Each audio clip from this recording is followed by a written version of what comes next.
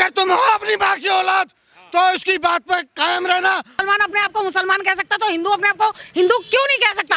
हमारे ही देश में, हमारे ही राष्ट्र में हम हिंदू क्यों नहीं है?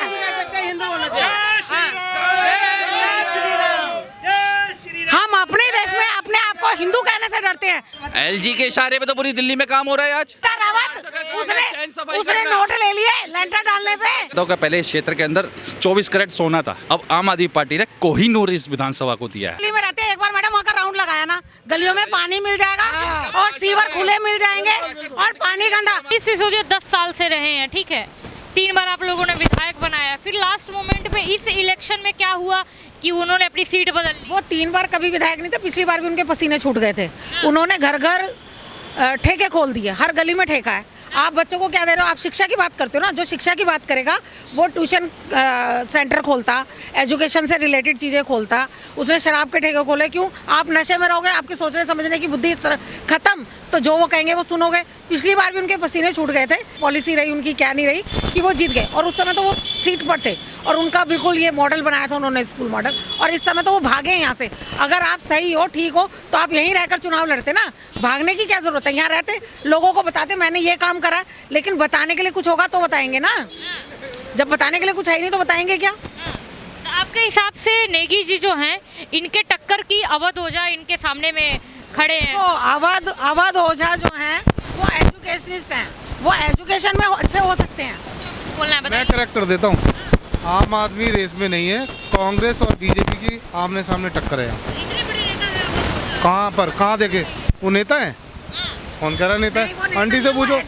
वो एजुकेशनिस्ट है, वो एजुकेशनिस्ट है, लेकिन वो नेता नहीं है। और नेतागिरी वही कर सकता है जो जमीन से चलाओ। वो कभी विनोद नगर की गलियों में घूमे, उन्हें पता है यहाँ के लोगों की क्या समस्या है, उन्हें पता है? नहीं पता ना। वो कभी, और वो तो यहाँ से लेके सीधा वो भी शीश महल में जाके रह लेंगे। वो यहाँ क्यों आएंगे? उनका यहाँ से क्या लेना देना है?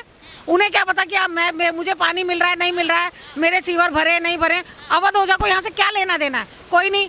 आज अगर मान लो वो आम आदमी पार्टी से लड़ रहे हैं, वो जीते तो अपना लेंगे कोठी, वहाँ बैठ जाएंगे, फिर वहाँ से कहेंगे टाइम नहीं है, आना नहीं है, जाना नहीं है। जनता कहाँ जाएगी? जनता जब नेता चुनती है ना, वो इसलिए चुनती है कि कल को मेरा कोई काम पड़े तो मैं उसके पास जाऊँ, मेरे बच्चे का एडमिशन नहीं हो रहा तो मैं एडमिशन कराऊँ, मेरा अगर बिल गलत आ रहा है तो मैं उससे कहूँ कि ये है, मेरी नाली खराब है, मेरा सीवर का। नेता होते किस लिए? हमारी बात सरकार तक पहुंचाने के लिए। लेकिन यहाँ तो नेता ही हवाई जहाज से आते हैं, पैराशूट से, और पैराशूट से चले जाते हैं। आपदा की तरह ही आते हैं और आपदा की तरह चले जाते हैं। पर आपको नहीं लग रहा अवध ओझा ने जिस तरीके से एक उम्मीद दी है छात्रों को कि अगर मैं यहाँ से जीतता हूँ तो यहाँ से जो बच्चे हैं, खास करके जो यंग जनरेशन, वो सब IPS IAS बन के निकलेंगे, मैं एक हब बना दूँ। इंटेलिजेंट है और वो पढ़ना नहीं जानता, पढ़ना उसे पढ़ना नहीं है, वो IAS कैसे बन जाएगा? आप भी चाहती है आपका बेटा IAS बने, मैं भी चाहती थी IAS बनूं, पर मैं एडवोकेट बन गई। मेरे अंदर अगर दिमाग ही नहीं है IAS वाला तो मैं IAS कैसे बनूंगी? पढ़ने का अगर मेरे अंदर जज्बा ही नहीं है तो मैं कैसे बनूंगी? फैसिलिटी मान लिया, वो तो एजुकेशन दिल्ली में फ्री है, अगर 12th तक बच्चा टॉप करता है तो अपने आप IAS PCS बन जाएगा। उसमें किसी अवध ओझा कितने बच्चों को पढ़ा लेगा एक बार में? 100 को, 1000 को, या सबको अवध ओझा पढ़ा लेगा? पूरी दिल्ली को पढ़ा लेगा क्या? सबको कोचिंग दे देगा क्या? भाई मैं टीचर हूँ, मैं टीचर भी रही हूँ 15 साल, मैं क्लास में 40 बच्चे तो पढ़ा सकती हूँ। मैं बिल्कुल इस बात से सहमत नहीं हूँ। ये मनगढ़ंत कहानियाँ बना रहे हैं। अवध ओझा एक ऐसे शिक्षक है जिन्होंने दिल्ली में नहीं बल्कि देश में एक नाम जाना जाता है। पूरे वर्ल्ड के अंदर 3 ही शिक्षक जाने जाते हैं, खान सर, अवध ओझा और दूसरे तीसरे सर, ठीक है। अवध ओझा एक ऐसे प्रत्याशी भेजे हैं आम आदमी पार्टी ने इस क्षेत्र के अंदर। मैं कहता हूँ कि पहले इस क्षेत्र के अंदर 24 कैरेट सोना था, अब आम आदमी पार्टी ने कोहिनूर इस विधानसभा को दिया है। देखिए, कोहिनूर से कंपेयर कर रहे हैं। कोहिनूर तो चुरा के ले गई। देखिए अवध ओझा ने एलिजाबेथ से ये कोहिनूर वापस ले आए ना। सरकार ने कोई काम ही नहीं किया है। अवध ओझा जी ने भगवान श्री कृष्ण का कंपेयर किया अरविंद केजरीवाल जी से, ये कोहिनूर बता रहे अवध ओझा। अरविंद केजरीवाल जी राजस्थान से, कभी कहते हैं जी मैं अग्रवाल हूँ, मैं यहाँ से आया हूँ, पिलखुआ से आया हूँ, कभी कहते हैं मैं राजस्थान से हूँ, मैं हरियाणा से हूँ। पहले तो उन्हें यही नहीं पता मैं हूँ कहाँ से, है ना? पहले तो वो अपने आप को बता दे मैं कहाँ से हूँ। रहे अवध ओझा की वीडियो देखना, लड़कियां बताती हैं कच्छा पहन के आते हैं, कोहिनूर है। हाँ कोहिनूर है तो एलिजाबेथ के मुकुट में लगे ना जाके, भारत में जरूरत नहीं है उनकी, और दिल्ली में तो बिल्कुल नहीं है। कोहिनूर हमें चाट के मरना नहीं है, कोहिनूर हमें तो सोना चाहिए, जो गोल्ड, जो हमेशा गोल्ड रहता है, पिघल भी जाए तो वो उससे हम जेवर बना सके। हमें कोहिनूर नहीं चाहिए जिसे चाटे और मर जाए। मैंने कोहिनूर से इसलिए कंपेयर करा कि कोहिनूर ऐसा एकदम इसको रोशनी बता, वो प्रकाशित होता है, दीप की तरह एकदम अपना प्रकाश फैलाता है, और आज वो पूरा पढ़कर टनाटन चमक जाएगा, हमारे छोटे छोटे बच्चे शिक्षित हो जाएंगे, अवध हो जाए। 10 साल से सुनो, मैं 10 साल से क्यों नहीं चमका? आपकी सरकार थी, आपका नेता था, क्यों नहीं चमका? क्यों नहीं चमका? 10 साल से तो आप ही थे। आज आप जिस रोड पे खड़े हैं, इस रोड को यूरोपियन स्टाइल के अंदर रोड बना रखा है, ठीक है। यहाँ के इनकी बीजेपी के क्या नाम है, केंद्र में सरकार रही, इनका एक सांसद एक बार यहाँ पे नहीं झांक के आया। यहाँ का काउंसलर है, सिर्फ कैमरा लेकर लोगों के सामने संप्रदायवाद की रणनीति करता रहा है, लोगों की नेम प्लेट चेक करता रहा है, हिंदू मुस्लिम के ऊपर ये क्या नाम है। हाँ पूछो, मैं यहीं पर खड़ा। बताइए प्रदीप सिंह। ये क्या बोल रहे हैं? आपने कहा कि बीजेपी के जो नेता हैं जमीन से जुड़े हैं, ये बोल रहे हैं, दावा कर रहे हैं कि एक बार रोड पे आए नहीं है। देखो मैं पहले क्लियर कर दूं, जमीन का जो नेता है ना, वो अनिल चौधरी नेता है यहाँ का। वो पहले 5 साल MLA रहे हैं, कोई करप्शन नहीं लगा। लेकिन जो इसके बाद मनीष सिसोदिया करप्शन लगी, जेल गए। और जो अब भेजे हैं उसका मेरे को पता नहीं। बीजेपी ने जिन्हें कैंडिडेट बनाया, अच्छी बात है, शुभकामनाएं, सबको शुभकामनाएं। जीतेगा, 3 लोग लगेंगे, कोई ना कोई तो जीतेगा। लेकिन लॉ एंड ऑर्डर की यहाँ पे बहुत बड़ी प्रॉब्लम है। यस, लॉ एंड ऑर्डर की बहुत बड़ी प्रॉब्लम है। यहाँ कोई महिला मोबाइल लेके चलती है, छीनते हैं, छीन कर यूपी पहुँच जाते हैं। केंद्र के अंदर लॉ एंड ऑर्डर आता है, केंद्र की जिम्मेदारी है। दिल्ली एक क्या नाम है, केंद्र शासित प्रदेश है। यहाँ पर आए दिन चोरियां होती है, गाड़ी के एलॉय व्हील्स निकल जाते हैं, गाड़ियाँ चोरी हो जाती है लोगों के लिए। लोग यहाँ पे इनसिक्योर घूमते हैं, लोगों की चेनें स्नैच हो जाती है, लोगों के मोबाइल स्नैच हो जाते हैं। कहाँ की बातें कर रहे हैं ये बताइए। साल से मनीष सिसोदिया का सामने ही ऑफिस है ना, कैसे हो जाती है स्ट्रेचिंग? इन्होंने गुंडे भेज रखे होंगे ना कि चोरी करो और अपना घर भरो। फिर और क्या, यहाँ बैठते हैं, सामने ऑफिस है।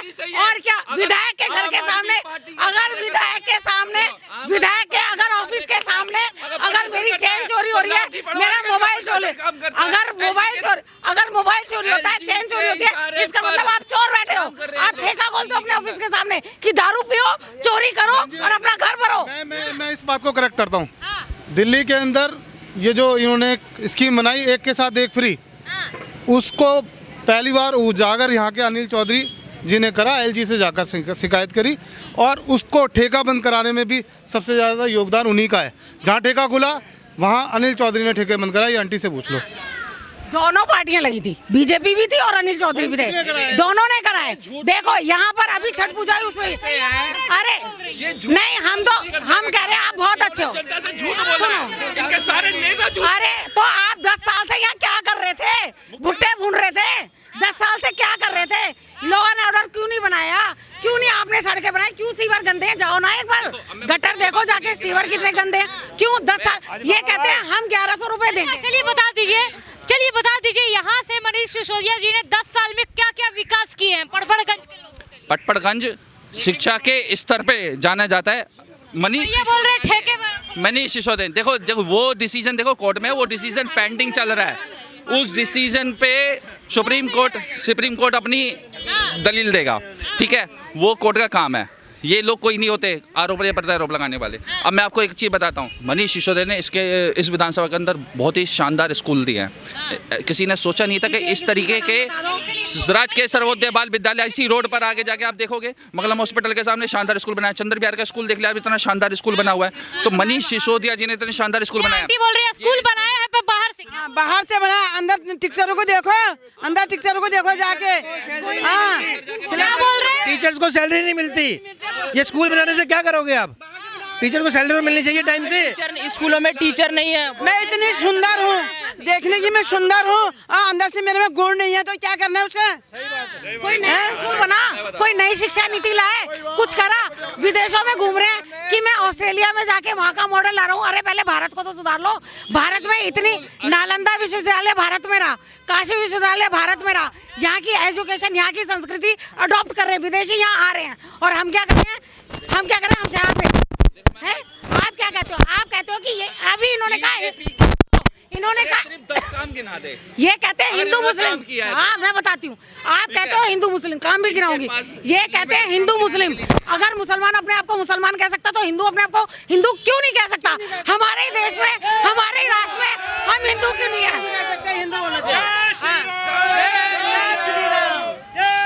हम अपने देश में अपने आप को हिंदू कहने से डरते हैं। अफगानिस्तान पाकिस्तान से क्यों लड़ रहे हैं? दोनों मुसलमान है, क्यों लड़ रहे हो भाई? भाई भाई बन के रहो। क्यों पाकिस्तान के अफगानिस्तान के लोगों को जहाजों पे चलना पड़ा? क्यों लड़ रहे हैं? क्यों हो रही है वहाँ पर लड़ाइयाँ आपस में? सांप्रदायवाद, ये हिंदू राष्ट्र था, ये हिंदू राष्ट्र है। जब उन्होंने पाकिस्तान ले लिया था तो पाकिस्तान दिल्ली का सीएम चेहरा घोषित करे बीजेपी। दिल्ली का सीएम चेहरा क्यों घोषित नहीं करती है बीजेपी? दिल्ली का हर व्यक्ति सीएम है, हमारा कमल निशान सीएम है, हमारा दिल्ली का हर। मैं कह रहा हूँ जी परवेश वर्मा, ठीक है, बाकी संगठन जिसको क्या करेगा करेगा।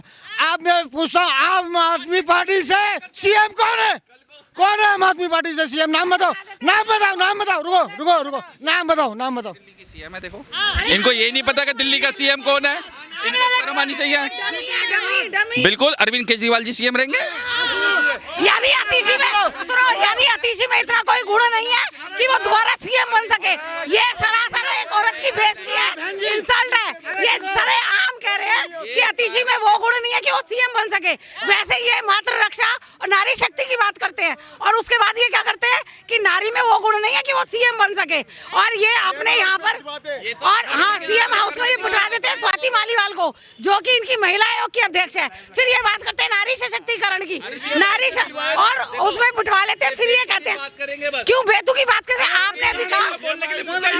सुनो, अरे सुनो, जब सुप्रीम कोर्ट ने सीधा कह दिया है कि केजरीवाल को बेल मिली है, वो किसी भी कागज पे साइन नहीं कर सकता। हफ्ते में एक दिन उसको जाकर साइन करने पड़ते हैं, थाने जाना पड़ता है।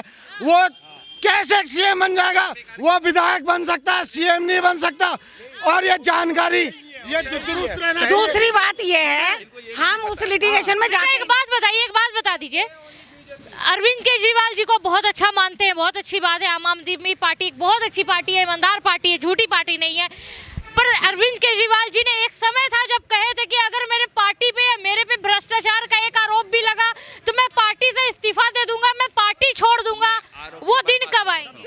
आरोप देखो, आरोप कौन लोग लगा रहे हैं?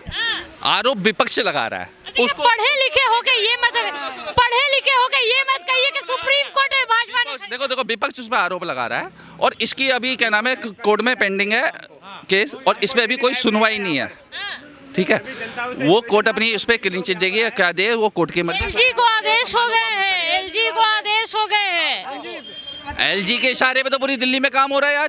आज भाजपा ने पूरा रिमोट कंट्रोल की तरह पूरा प्रशासन अपने हाथ में ले रखा है। सर होके आप पढ़े लिखे होके इस तरीके से आप भाजपा कोर्ट खरीद ले रही है, भाजपा सुप्रीम कोर्ट खरीद लेगी। नहीं, एलजी के इशारे पे भाजपा ये कौन सी गली में रहते हैं? एक बार मैडम वहाँ का राउंड लगाया ना, गलियों में पानी मिल जाएगा और सीवर खुले मिल जाएंगे और पानी गंदा। अरे हमारा तो पार्षद, हमारे आपके विधायक भी तो मनीष सिसोदिया जी है। देखिए गली का पहले तो पार्षद ही नहीं की थी गीता रावत, उसने नोट ले लिए लेंटर डालने पे, वो भी तो करप्शन में गई थी। गीता रावत तो ही नहीं की थी। एक बात बताइए, ये भी यही है, मैं सनातन धर्म से हूँ। अगर ये सनातन धर्मी हो, इनको पता होगा जमुना को हमने अपनी माँ माना। जमुना मैया है, गंगा मैया है, सरस्वती मैया है। ये वही जमुना है जिसको इसने कहा था मैं साफ करूंगा, अगर साफ नहीं करा 2025 में मुझे वोट मत देना। अगर तुम हो अपनी माँ की औलाद तो उसकी बात पर कायम रहना। और उसने कहा था 2025 में मैंने साफ नहीं किया तो मुझे वोट मत देना। तो भैया कोई भी सनातनी जो अपनी माँ को मानता है, जो जमुना मैया को मानता है, वो इसको केजरीवाल को कभी वोट नहीं देगा। बस जय श्री राम। इस बात में मैं बोलूँगा, सुनिए मैं इस पर मैं बात देता हूँ। जरा महिला है पीछे, उनको धक्का लग गया। मैं एक बात दूंगा, ये बोल रहे हैं यमुना की बात, सुनो, ये बोल रहे हैं यमुना की बात। यमुना में ब्रॉडकास्ट चैनल के थ्रू अरविंद केजरीवाल ने इस चीज़ को एक्सेप्ट किया है।